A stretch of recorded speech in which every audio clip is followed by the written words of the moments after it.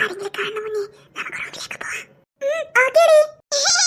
എന്നാ ശരി മുത്തശ്ശി, ഞങ്ങൾക്ക് ട്യൂഷനിൽ കുറേ പഠിക്കാനുണ്ട്, ഞങ്ങൾ പോയി പഠിക്കട്ടെ. പഠിച്ചോളി മക്കളെ, പഠിച്ചോളി, പഠിച്ച് നല്ല ഉയരങ്ങളിലേക്ക് എത്തട്ടെ. നല്ല മക്കളാട്ടോ. താങ്ക് യു മുത്തശ്ശി. വാ വാ, നീ പോവാം. ദാ മുത്തശ്ശി വെള്ളം. താ മക്കളെ. അല്ല, അവന് അച്ഛമ്മനെ വിളിക്കാൻ പോയിട്ട് ഇത്രയും വന്നില്ലല്ലോ. ഓ, അവനിതേ ഇപ്പൊ വന്നോളും.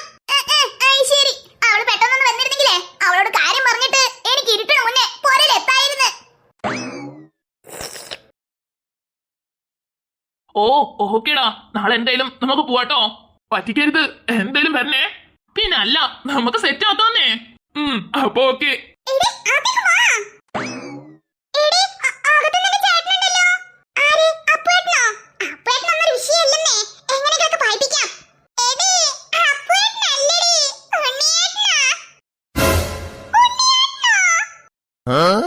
അല്ലല്ല, ഇതാര്? പിങ്കിയോ?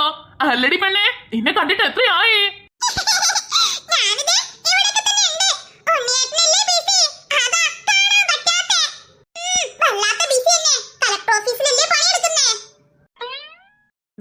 അടക്കക്കുരുവേ, നീ ഇപ്പൊ എന്താ പറഞ്ഞേ?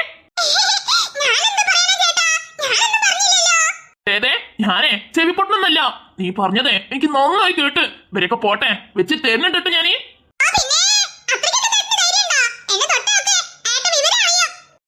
വേണ്ടേ.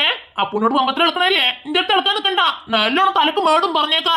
പിന്നെ അമ്മയെ അച്ഛാമ്മ നിലവിളിച്ചിട്ടെ ഒരു കാര്യം ഉണ്ടാവില്ല. ഇപ്പൊ തന്നെ പറഞ്ഞേക്കാ.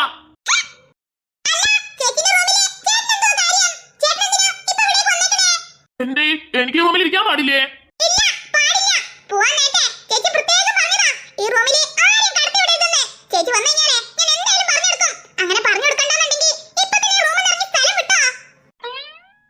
പിന്നെ ചേച്ചിന്റെ പേര് കേട്ടോണ്ടേ ഞാൻ പേടിക്കണല്ലോ.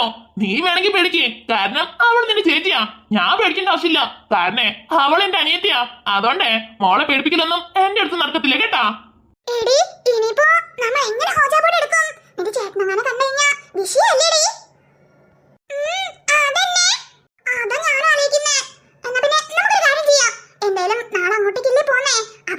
സ്കൂളിൽ പോവാൻ നേരത്തെ ഞാൻ ഓജാബോർഡ് എടുത്ത് എന്റെ ബാഗിലിട്ട് അങ്ങോട്ട് കൊണ്ടുവരാം.